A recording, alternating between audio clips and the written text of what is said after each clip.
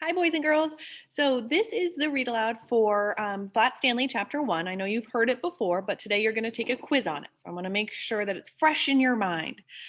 When we come back on Thursday, you will be reading Chapter 2. So this is the last time you'll hear Chapter 1. I'm going to share my screen, and then we can get started. Okay.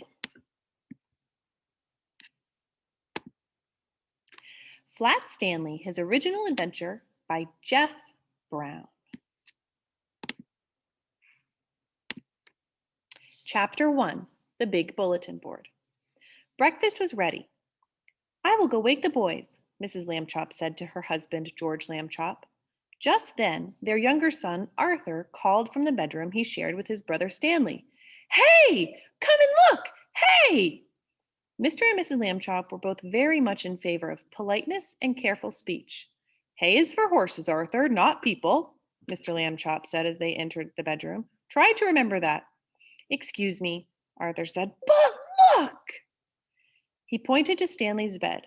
Across it lay the enormous bulletin board that Mr. Lambchop had given the boys a Christmas ago so they could pin up pictures and messages and maps.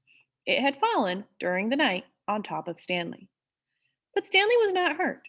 In fact, he would still have been sleeping if he had not been woken by his brother's shout. "What's going on here?" he called out cheerfully from beneath the enormous bed. Mr. and Mrs. Lambchop hurried to lift it from the bed. "Heavens!" said Mrs. Lambchop. "Gosh!" said Arthur. "Stanley's flat!" "As a pancake," said Mr. Lambchop. "Darndest thing I've ever seen."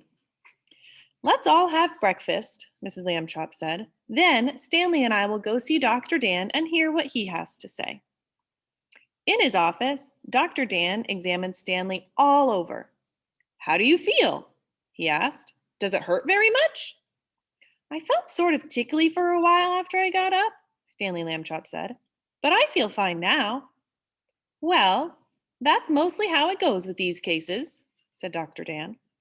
"We'll just have to keep an eye on this young fellow," he said when he had finished the examination. "Sometimes we doctors, despite all our years of training and experience, can only marvel at how little we really know."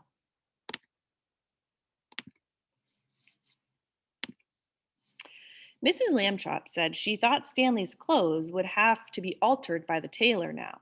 So Dr. Dan told his nurse to take Stanley's measurements. Mrs. Lambchop wrote them down.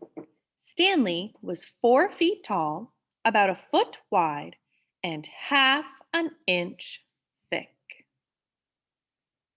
All right, that's the end of chapter 2. Chapter 1. We'll read chapter 2 on Thursday. Bye, guys.